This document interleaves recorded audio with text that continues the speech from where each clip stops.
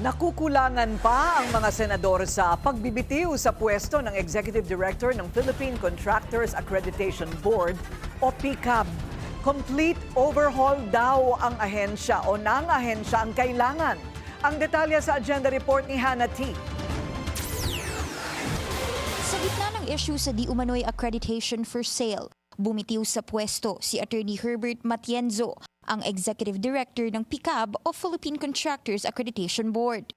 Ayon kay Trade and Industry Secretary Cristina Roque, nagsumite ng resignation letter si Matienzo kahapon dahil umano ito sa personal reasons.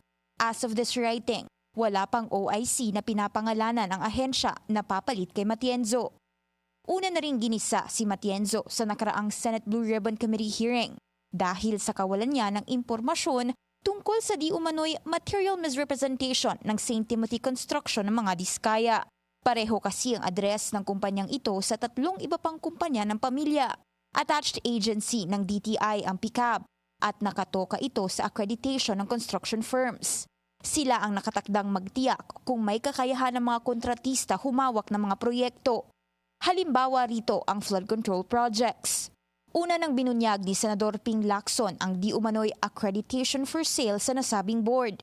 Nang hihingi raw sila ng up to 2 million pesos sa mga kontratista para maglakad ng papeles.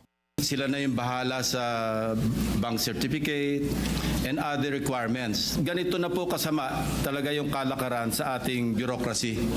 Para kay Senator Erwin Tulfo, hindi porket nag-resign ay absuelto na.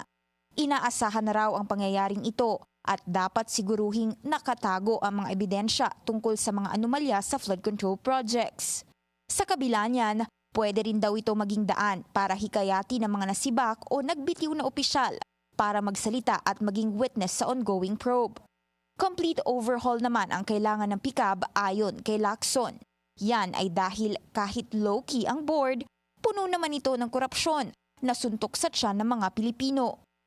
Masangsang na raw ang amoy ng korupsyon sa mga ahensya ng gobyerno na anyay lalo pang lumala dahil sa sabwatan ng DPWH at ilang miyembro ng Kongreso.